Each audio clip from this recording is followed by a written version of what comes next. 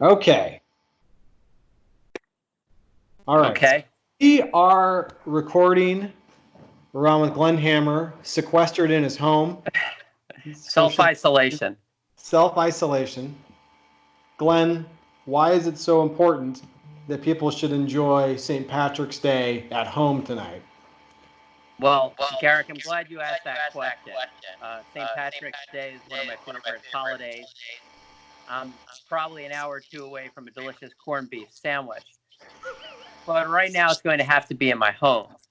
And the reason why is we've got a deadly pandemic raging around the world and mushrooming in the United States. And the Surgeon General, the Centers for Disease Control, the National Institutes of Health, all of the experts have made it very, very clear that we need to uh, distance ourselves socially for at least the next couple of weeks. Right. But that's not to say that you still can't patronize your favorite local dining establishments, right, Glenn?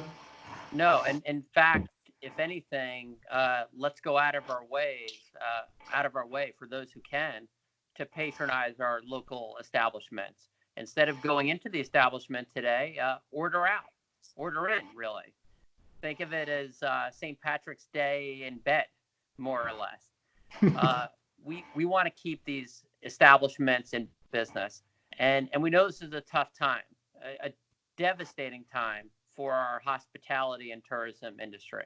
We've never seen anything like this in our lifetime, Garrick. But if there's good news, and there's not a lot of good news with this, this is temporary. This is a natural disaster. It will pass. We don't know when, but what we do know, Garrick, is that the faster we all practice social distancing, is the faster this will pass. Glenn, something you've been clear about is just to amplify a point you just made.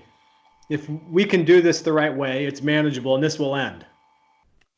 Absolutely. And we would look at other places that have done these types of social distancing and have, unfortunately put parts of their economy for a period of time into more or less an induced coma, or at least dramatically reduced the activity related to social interactions.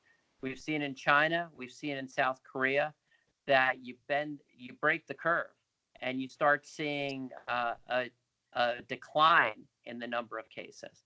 And that's what we need to do here, because I believe we've gone in a very small period of time from 1,000 cases to 5,000, and tragically, we've crossed 100 deaths in the United States of America. Right.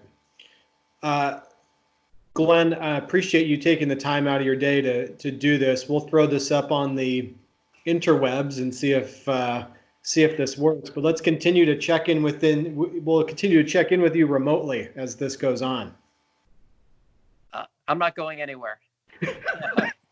I'm going to be here for at least another 10 days or so. So I appreciate you checking in, and we'll all get through this. So be safe out there.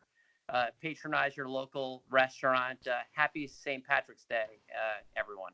Thanks, Glenn. Thank you.